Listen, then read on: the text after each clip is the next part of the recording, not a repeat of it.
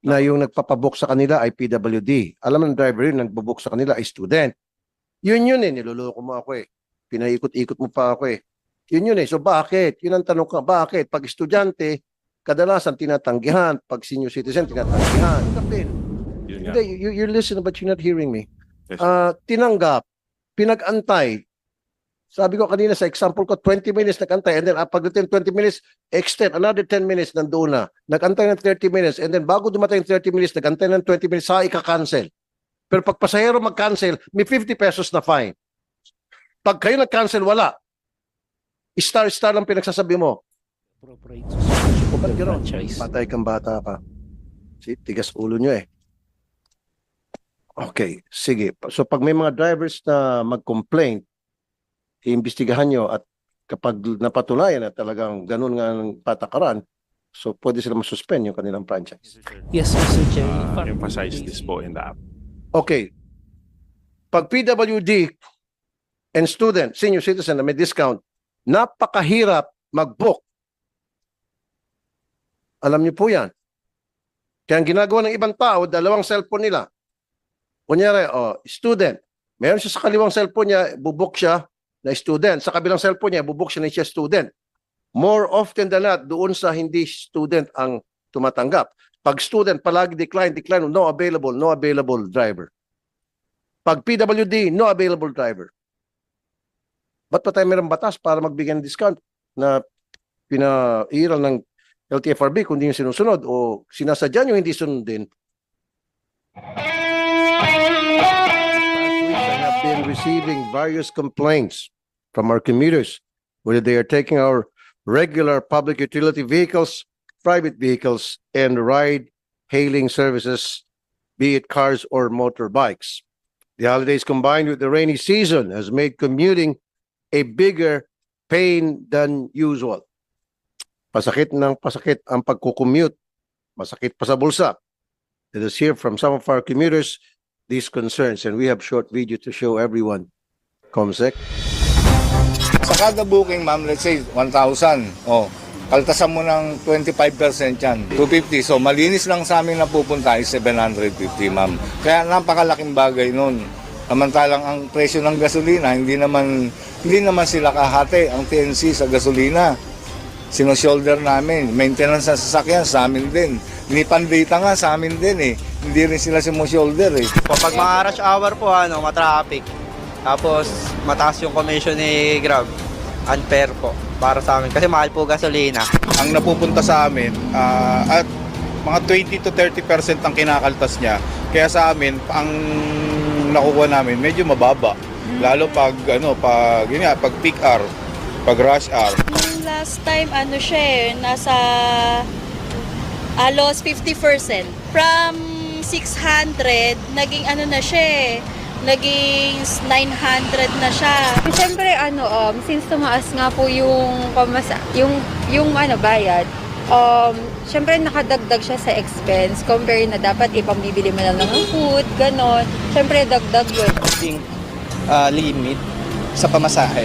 So, dapat may impose yung government na hanggang kung magkano na yung maximum fare for this ganitong pamasahe.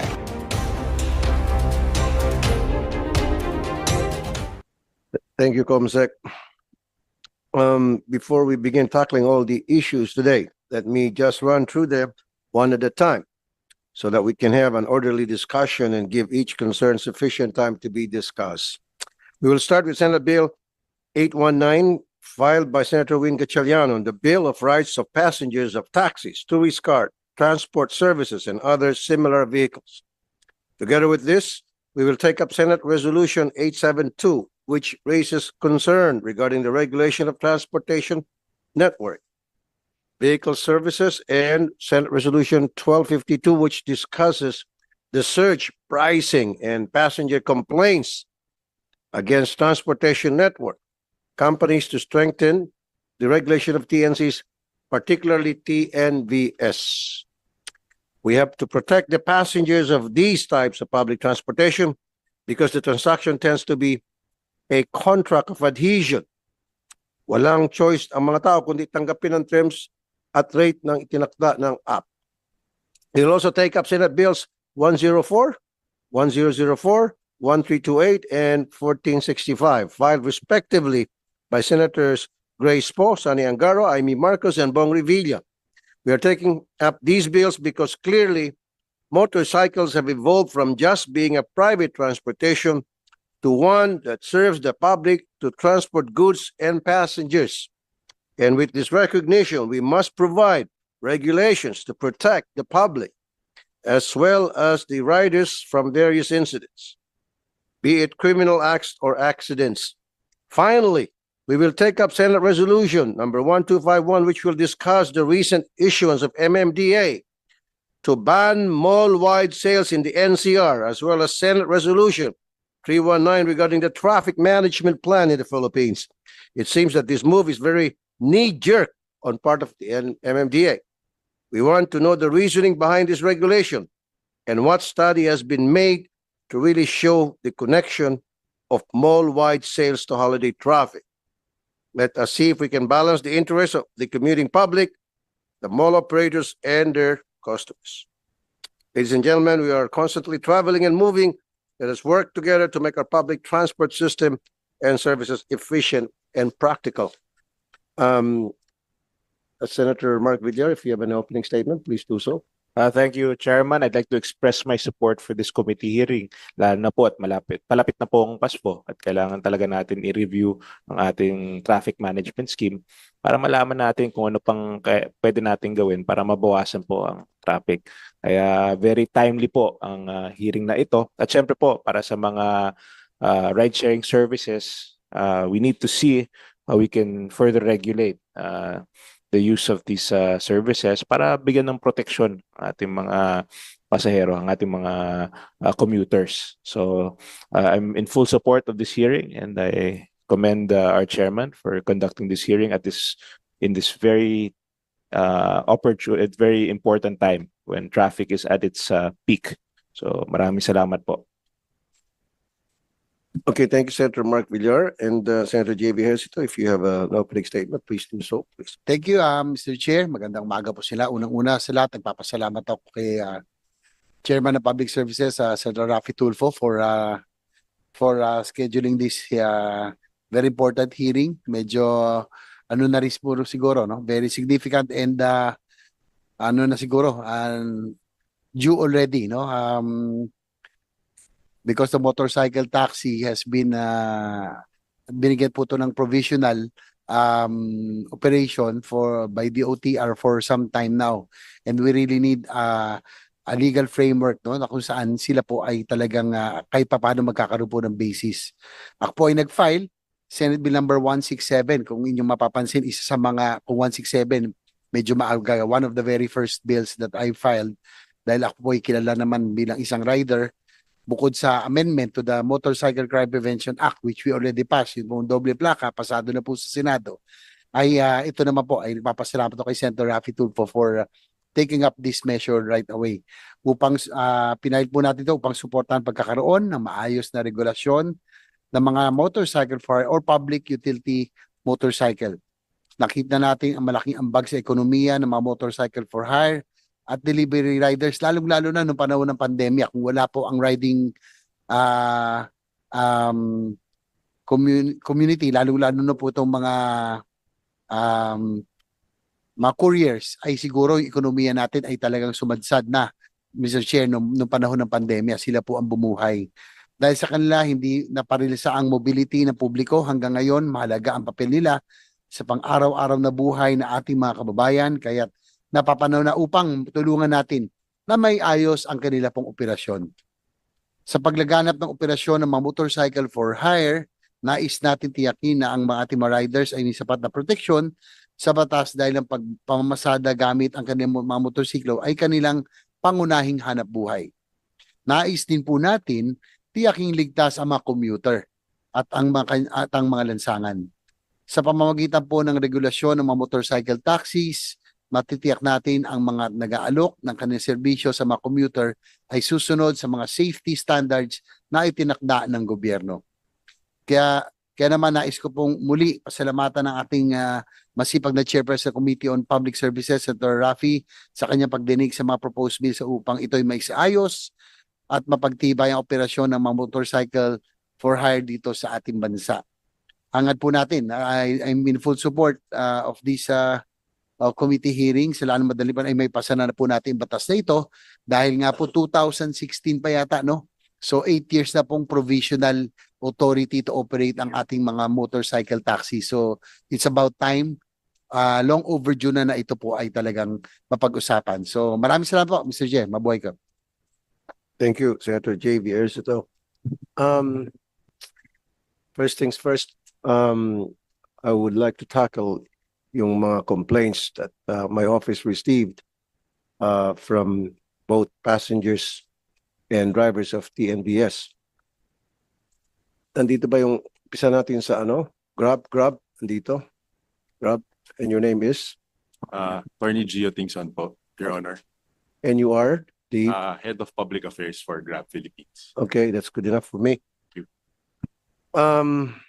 Kapag rush hour at kapag umuulan, bakit napakahirap mag-book sa Grab?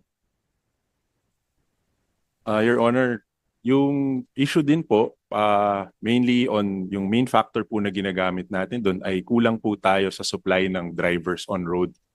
Lalo na po pagdating ng rush hour. Marami hindi bumabiyahe at yung iba pinapalipas po yung traffic. Kaya po kailangan ma-incentivize po sila na bumalik po sa daan, especially pag kailangan po ng riding public. So ibig sabihin, pag matraffic yung iba, ayaw nilang bumiyahe. Samantalang yung mga regular taxi, matraffic o hindi, nagbibiyahe sila. Yung mga taxi drivers, kapag sila ay namili ng pasahero, minumultahan sila. Pero mga taga-Grab, nakalibre. Example ko sa'yo, magbubuk ang isang pasahero sa Grab. Sasabihin, we'll be there in 20 minutes. Okay? Pagdating ng 20 minutes, papa-extend ng another 10 minutes. Na-extend. So, naging 30 minutes na. And then all of a sudden, ika-cancel. Ba't ganon? Maraming beses nangyari yan. So many complaints. Yun po, no, madalas po nga kasi yung waiting time. Bago yan, I'll cut you off. Yes, sir. And then, kapag ang pasahero nag-cancel, malilintikan. 3 strikes. And then after that, hindi ka pwede mag-book for 1 day. Ba't ganon? So lahat paborable sa Grab at hindi paborable sa mga consumer, sa mga pasahero. Go ahead, sir. Sir, Your Honor, yung issue po nung waiting time, yun nga po, no, hinahanap po talaga natin yung pinakamalapit na vehicle o yung isang driver doon sa destinasyon na kung saan magpapasundo po yung ating commuter. No? Kasi nga po, halimbawa, ang pagkakaiba sa public transport system talaga na regular ay pupunta tayo sa mga stasyon or minsan yung iba po magta-tricycle papunta sa sakayan. Dito po kasi dahil point to point po, sinusundo po siya door to door, nagkakaroon po talaga, sir, ng waiting time. I know. Yes, sir. There's no problem with waiting time. Everybody knows that. Okay? We don't have any problem with that. The problem is kapag kinancel yung booking. Sabi ko nga sa'yo, mag-antay na yung pasahero ng ilang minuto and then i-extend pa ng ilang minuto. And then later on, ika-cancel. Ilang beses na nangyari yan. In fact, may mga staff ako, ganun yung reklamo. Meron ako mga pupunta sa aking programa sa radyo na ganun reklamo. Cancel left and right kayo. Ba't yung pa pinag-antay? Ba't yung pa pinag-extend yung antay? And then all of a sudden, ipapakancel rin lang. Paumanhin na ho dun sa mga nagka-cancel po na drivers. No? Pag ganito po yung kaso, at syempre po pag nare-report or na-evaluate po siya, nabababaan po yung kanyang stars. For example, dito po nagkakaroon ng kaukulang investigasyon o tinitignan po yung bawat sitwasyon at titignan yung reasons for cancellation.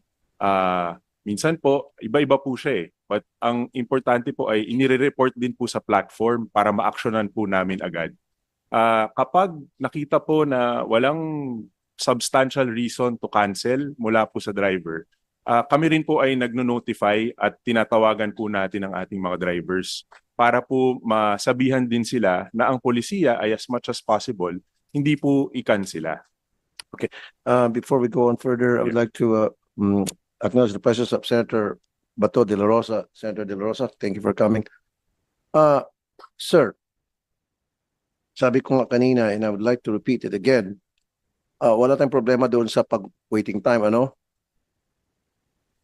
Sabi mo, binibigyan ng stars kapag na-cancel. Yung problema kasi natin, yung pinag-antay mo na itong pasahero and then later on, ika-cancel mo rin lang. So sabi mo, binibigyan ng stars itong mga nagka-cancel ng driver left and right.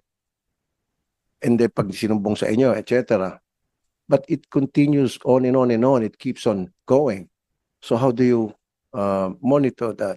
Paano mo ninyo masiguro na hindi na magkakaroon ng ganong klaseng serbisyo kayo sa mga suki? Salamat po, Senator. No? Dito po, so yung stars po, binibigay siya kapag post-trip. So halimbawa po, may napansin tayo na hindi kaaya-aya, serbisyo, medyo madumi po yung vehicle, doon po na-evaluate yung stars. Kapag cancellation po ang issue, magkakaroon po kapag ni-report siya ng isang parang trip ticket or doon po ina-assess no, sa series or case number at tinitignan po yung sitwasyon.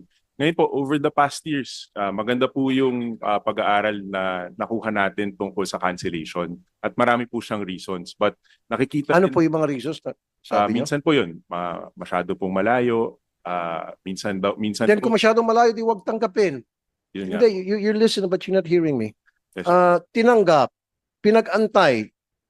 Sabi ko kanina sa example ko, 20 minutes nag-antay and then pagdating 20 minutes, extend another 10 minutes nandoon na. Nag-antay ng 30 minutes and then bago dumating 30 minutes, nag-antay ng 20 minutes, sa ika-cancel.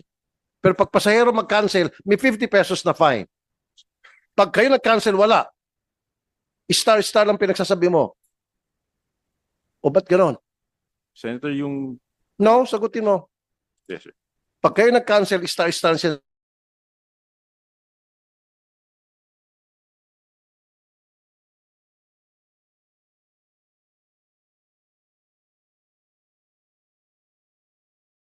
Sabi mo, cancel, suspension, pag 3 times in a row.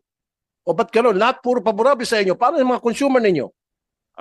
Pasensya na po dun sa sitwasyon na yun. Pero pag ganun po, yung kabaliktaran naman po ay may kaukulan rin na penalties na nakukuha po ang driver sa paggamit po ng platform ng Grab.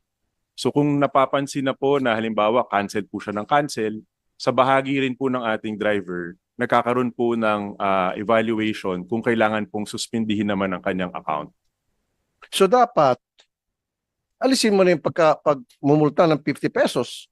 Kung may karapatan ang driver mag-cancel, dapat may karapatan din yung consumer mag-cancel. It should go both ways. Hindi one way lamang na kayo lang pwede magpa-cancel at hayahay yung kayong Grab at kita kayo ng kita, taga kayo ng taga. Samantalang pag yung pasahero, mumultahan ng 50 pesos.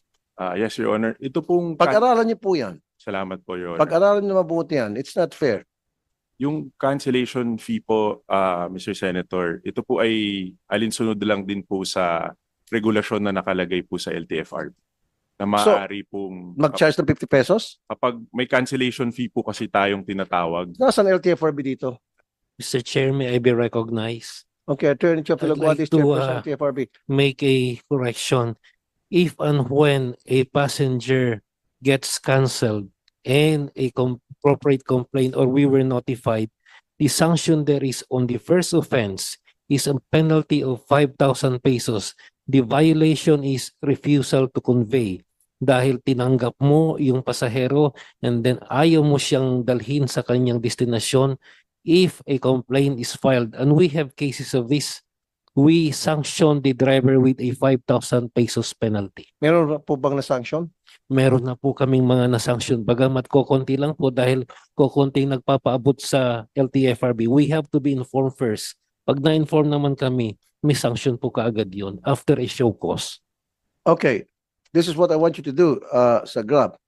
Maglagay kayo dun sa inyong app ng notice na kapag nag-cancel ang driver na meron palang regulation sa LTFRB na sila mamulta ng 5,000 to let the passengers know and then kung ano yung kanilang rights. At the same time, para mag-ingat din itong mga driver na hindi sila basta-basta pawara-wara, cancel dito, cancel doon. At their convenience, puro at their convenience, hindi conveniente ng pasahero. Eh di wag na kayo mag-grab kung ang gusto niya hayahay, kung gusto niya magpahanap-hanap lang ng pasahero na gusto niyo. Yes, Mr. Chair, we will emphasize this po in the app. Okay. Pag PWD and student, senior citizen na may discount, napakahirap mag-book. Alam niyo po yan. Kaya ang ginagawa ng ibang tao, dalawang cellphone nila. Kunyari, student. Meron siya sa kaliwang cellphone niya, bubuk siya na student. Sa kabilang cellphone niya, bubuk siya na siya student. More often than not, doon sa hindi student ang tumatanggap. Pag student, palagi decline, no available driver. Pag PWD, no available driver. Ba't pa tayo mayroong batas para magbigyan ng discount na pinairal ng LTFRB kung hindi yung sinusunod o sinasadya nyo hindi sunodin? Salamat po, Mr. Chair. No? Hindi po nakikita ito agad-agad ng driver kapag meron pong discount. No? No? Kasi yung gumagamit ng apps, pag nag-register siya, sasabihin mo doon kung ikaw ay PWD at saka Opo. pag nag-accept, di ba? Nakalagay naman doon kung ikaw ay PWD o student ka o senior citizen ka, ano estado mo? Pero Then siyempre, pag nakita na PWD to, tinatanggihan. Kaya kadalasan, mga PWD, hindi na nagsasabi na PWD sila kasi pag mag-PWD sila, mamuti ang mata na sa kaantay. Kaya sinasabi ko iba, dalawang cellphone ang gamit-gamit para kung sino magtanggap. Pag tinanggap na yung sa PWD na nag-book, salamat. Pag hindi, kadalasan doon sa cellphone na hindi siya registered as PWD. Ba't ganun, sir? salamat po, Mr. Chair. No? Yung pag-register po as PWD student or yung as a senior citizen po, ito po ay para ma-facilitate ng mas mabilis yung pag-apply ng discounts. Kaya nga po kapag na-email po, napakita yung valid ID, automatic na po, hindi na po nila kailangan pindutin pa na ako ay, at sabihin na sila po ay... Pero alam ng driver yon na yung nagpapabook sa kanila ay PWD. Alam ng driver yun, nagpabook sa kanila ay student. Yun niloloko mo ako Pinaikot-ikot mo pa ako Yun So bakit? Yun ang tanong ka, bakit? Pag estudyante, kadalasan tinatanggihan. Pag senior citizen, tinatanggihan. Dapat hindi gano'n, namimili kayo. LTFRB, sir. LTFRB, excuse me. Yes, sir. Mamaya ka na makipag-usap, okay? No, sir. I was trying to confer with him on the rights of the PWD. Based on our platform, if the chair may allow me, Yes, sir. there is a application there that requires them to push on it, indicating na sila either pregnant or senior citizen. And there should be an automatic 20% discount doon sa fare. And in that 20%, it is the TNC that shoulders the 20%, Mr. Chair. Yun nga po, sir. Ang point ko nga, yung bang pag nagdeklara yung isang pasahero o yung isang pasahero na registered as PWD sa apps ng Grab o as senior citizen or student na supposed to be may 20% discount, bihirang makatanggap ng booking. Bihira. Yun. Yun yung problema. Na yun yung mga complaints na natatanggap ko. So kaya nga, ulitin ko kung di ata kayo nakikinig, pati kay LTFRB, ginagawa ng iba, dalawang cellphone nila. Yung isa as, kunyari, as PWD, yung isa as non-PWD. More often than not, tablado itong sa PWD na registered sa apps ng Grab. Pero itong hindi PWD, ang bilis ng tanggap. So very clear na namimili. Ngayon, ang tanong ko, sino nag-absorb ng 20% discount? Driver o Grab? Dapat Grab. Mr. Chair, may I be recognized? Yes, sir. Based on the existing policy, it should be the TNC, meaning to say it's Grab or any other existing TNC ang mag-absorb ng 20%. It should never be the driver. Okay, meron ba tayo driver dito ng Grab? Do we have one? Okay, Mr. Mopas, Chairman TNVS with the Philippines. Now, sino nag-absorb ng 20% discount para sa student or sa senior citizen or sa PWD? Kayo, driver, or yung Grab. Thank you, Mr. Chair. For the past how many years po, ang TNC po ang nag-shoulder po ng 20% para sa PWD, sa senior citizen at sa ating pong mga student. Pero in-implement po ito pong taon na to, implement po ito, hindi ko alam po anong buwan po yun, ang nag-shoulder po ang mga drivers na po ngayon ng Oh, TNS. kailan lang po ito? Sometimes mga almost 6 months na po ata. Ito pong pagpasok ng 2020 Sino po. pong pumirma doon sa memorandum na ang mag-shoulder Actually po,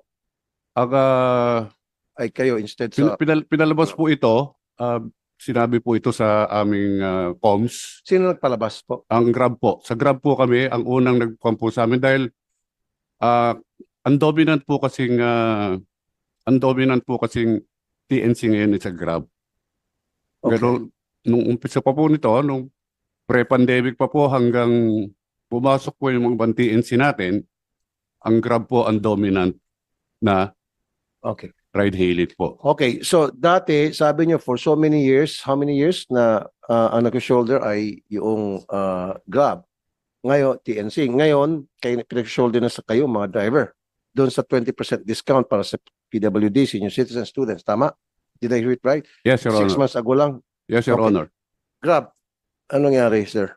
Salamat po, Mr. Chair. No? Mr. Chair, yung polisiya po ng pagbayad po nung itong mga pag-shoulder nung discounts ay ginawa pong polisiya ng Grab dahil po sa pandemya para po makatulong sa mga driver. Pandemya, 6 months ago lang. Opo, kaya nga po, in-extend po natin hanggat kaya. At ngayon po, alinsunod po kasi sa batas, ang tanong po sino nag-shoulder nung fees for the discounts. Alinsunod po sa batas, ang driver po. So kaya po hanggat kinaya po ng kumpanya, Alin sunod sa batas? Anong batas yun? Pakibanggit. sa PWD law po. Hold on, Mr. Chair. Ano po namin. While he's looking at it, LTFRB, can you... Mr. Chair, may I be recognized? Ayan, We Attorney. have an existing memorandum circular issued by the LTFRB, and it's very explicit on it. Before we award them the franchise, nandun na po yun. The 20% discount shall be shouldered by the TNC regardless of whether it's Grab or any other TNC. Yan po ang batas na pinapatupad namin sa LTFRB. And they are bound by that law because before they are given the franchise, nandyan na yung memorandum circular na yun. O so hindi sila sumunod doon sa franchise agreement. I would assume, So sir. anong multas dapat dito? So yan, nakita mo na face to face. O, naglabag sila ng franchise agreement nila for the past 6 months. Mr. Chair, may I request then for a statement from the driver, and we will give them a show cause, and if the evidence warrant, we will issue them the appropriate suspension of their franchise. Patay kang bata ka. Si tigas ulo nyo eh. Okay, sige. So pag may mga drivers na mag-complain, iimbestigahan nyo at kapag napatunayan na talagang ganun nga ang patakaran, so pwede sila masuspend yung kanilang franchise. Yes, Mr. Chair. In fact, in today's hearing, upon hearing what was stated dito po sa statement nung Ginoo po, if that can be reduced into writing, pwede na ho naming aksyonan kaagad, and we will conduct the hearing by next week. Mr. Mopas, no, ang dami na kumandami. Kaya pala tinatanggi-tanggihan na ng mga driver kasi sabi ng mga drivers, kami ang mag-absorb nito. Diba? Samantalang kung ang mag-absorb kay Grab, tatanggapin ng mga driver yan. They'll be more than happy to accept it because they know na kailangan mapagsilbihan yung mga PWD natin, mga senior citizens, mga estudyante lalo na. Pero, bawas sa kita ko to. 30% na nga binabawas sa akin, another bawas na naman dahil nagsakay ako ng special passengers with special concerns. So, magtatanggi ka itong mga driver. Although hindi dapat, pero nandun yung magkakaroon sila ng opportunity or idea na magtanggi sila. Kasi nga, in the past 6 months, nag-sway kayo away doon sa sa franchise agreement. O yan, masususpindi kayo ng di oras nito. Matutuwa yung mga karibal nyo rito. Although lang kakilala sa mga karibal nyo. But anyway, mabilis lang. Ba't nawala yung Uber? I'm just curious. Kasi dati hindi pa ako senador noon. Mr. Chair, may I request the technical staff of Hindi, LTFRB to curious go lang on ako. board? Curious lang ako. Parang, Okay, pero it's not really that important. Curious lang ako kasi biglang nawala. I think, Mr. Chair, based on the records of LTFRB, na buyout po ata yung Uber. I'm sorry? Based on the records of LTFRB, na buyout si Uber po, and I think it was purchased by one of the TNCs in the Philippines. Okay. Grab to be specific, Mr. Chair. Okay. Mabalik ulit tayo. Doon naman tayo sa Philippine Competition Commission. Ano pong nakikita ninyong violation ng Grab sa kanyang voluntary pricing commitment? Dito ba? Yes, good morning, Ma'am, Mr. Chair. your name, ma'am, is I'm Attorney Smiley po from the Philippine Competition Commission. Ma'am Attorney. Go ahead, please. Good morning, Mr. Chair. With regard to Grab's voluntary commitments po, bali for 3 years lang po yung voluntary commitments nila po, and tapos na po yung 3 years na po yun. Pero so far po, Mr. Chair, we have imposed fines against Grab po for their failure to fulfill their voluntary commitments po. Yun po yung latest update po. So meron silang sanction. Yes po, Mr. And Chair. ano po yung sanctions na yun? Given May to them? fines po, Fines? umabot na po ng millions yung kanilang. Millions. Yes po. And it keeps Ito po piling up. Ito po yung hindi po nila na i-refund sa customers yung inutos po namin i-refund po nila. Grab. But bakit hindi nyo ni-refund yung utos na pala sa inyo ng Philippine Competition Commission? You defy that order. Salamat po, Mr. Chair. Pending pa po ang kaso ukol dito. In fact, kahit po 2018 pa nangyari yung issue ukol dito, hindi pa rin po tapos yung monitoring phase. And on this matter, naka-pending po tayo ng MR o apila sa kanila para po dun sa computation itong fees na to. Pero kung may obligasyon po ang Grab, handa po namin sagutin yung obligasyon. Philippine Competition, Attorney Smile, can you look at this issue na sabi niya ongoing pa rin daw yung kaso? 2018 pa yun at ngayon 2024? So 6 years na. Hindi po, Mr. Chair. Yung as of 2023 po, meron na po kaming inimpose na fine doon sa kanilang 2023, Opo. last year. Opo. So hindi pa nababayaran nyo. With regard to yung kanilang status po of payments, hindi po ako aware doon sa status. Okay. Mr. Chair, pasensya na po. Mr. Chair, bayad na po kami doon sa fines that were imposed on this matter. I have a couple more questions before we let Senator Bato de Rosa ask questions.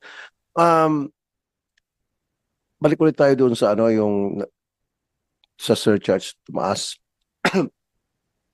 So kung tumaas ang surcharge, reklamo ng mga driver, ganun pa rin kita nila. Dehado pa rin sila. So puro Grab lang yung TNC lang ang palaging tumitiba-tiba, if you will. Ba't ganun? So syempre pag nagtaas ng surcharge, dapat tataas din yung commission ng mga driver. Diba? Mr. Chair, lahat po ng kinikita sa surge ay una 80% or above 80% po nito ay diretsyong binibigay po sa mga drivers natin. Yun po yung una. Pangalawa po, yung natitira ay nire-reinvest po ng kumpanya para sa incentives ng ating mga drivers. In fact, by the tens of millions po kada buwan ang nire-reinvest natin into driver incentives sa pagbibigay po ng konting dagdag dun sa pang-araw-araw po nila. So, yun po, masasabi ko po, halos lahat po ng nakukuha or kinikita mula sa surge ay bumabalik po sa ating mga drivers. Okay, tanungin ko si Mr. Mopas. Mr. Mopas, ano pa usually yung mga problems na encounter nyo inyong mga hinaing tungkol sa inyong mga sa TNVS na mga kumpanya pinagtrabaho ninyo? Salamat, Mr. Chair. Bilang isang driver operator po for the past almost 9 years na po ako sa TNVS at ang Grab lang po kasi ang TNC na pinaglilingkuran ko bilang isang partner. Ito po sinasabi nilang surge. Nung panahon po ng Uber times 5 po ito. Ngayon po, meron po tayong alituntunin at binigay po ng LTFRB na hanggang 2 times lang po ang surge dapat. Sa ngayon po kasi, nasusunod po yan pagka po meron tayong sinasabing law of supply and demand. Kaya po nagkakaroon ng surge lalong-lalo na pagka rush hour. Ngayon po itong Kapaskuhan natin, alam naman po natin na napaka-traffic, napakamahal na po ng gasolina. Yung pagsundo pa lang po namin sa pasahero, talo na po kami. Kaya po yung sinasabi ninyong babawasan niyo po yung surge, wala naman po tayong mathematics na times 1 lang. Nagagamit lang po ito para madagdagan po ang aming kinikita. Ganun pa man po, ang mga TNC po, lalong-lalo na po ang Grab, mapapatunayan ko po yan na meron kami mga KGR na sinasabi. Ibig sabihin po ng KGR? Ka-Grab benefits po ito. Meron po kami mga insentibo. Bawat biyahe po namin, may kawakulang insentibo. Ibinabalik po nila. Ang hinihiling po sana namin, kasi po, talagang napakahirap po ng biyahe ngayon dahil po sa traffic at sa mahal ng gasolina. Ang hinaing lang po namin, sana wag nang bawasan yung surge dahil importante rin po ito sa amin para masulit po yung aming kita para sa aming mga pamilya. Salamat po, Mr. Chair. Okay, so what you're saying now, base doon sa mga narinig ko, parang okay ang Grab. Konti lang ang problema. Yung mga driver kausap kanina doon sa video na nagreklamo maraming problema. Bilang isang driver po fast, sabi ko sa inyo, 9 years na po. Opo. At sa edad ko pong ito, araw-araw pa po ako nagbibiyahe, kaya nararamdaman ko po yung mga nararamdaman ng aking mga nasasakupan bilang chairman ng mga Okay, driver so sir, anong gusto mong iparating sa Grab? Yung mga pulisya nila na hindi nyo nagustuhan na dapat baguhin o dapat pag-usapan? Opo, your chair, Mr. Chair. Sa kasalukuyan po naman kasi meron po kaming ugnayan sa kanila. Itong mga problemang ito, gaya po nung sinasabi ninyo. At importante po, unang-una po itong PWD na to, yung mga discount na to. Kasi po, sa totoo lang po, marami rin pong umaabuso dito sa paggamit ng PWD, especially yung mga fake po ng ID, yung mga estudyante, manggagaling sa club, papakita yung ID o kaya magpapadiscount. Dapat galing lang sa eskwelahan. Ganun po yun. Yung iba po naman, ginagamit yung ID, hindi naman po sila sasakay. Teka muna, sir. Excuse Opo. me. Di ba bago siya mag-register as student, magpapakita ng mga ebidensya? Ano mga ebidensya pinapakita?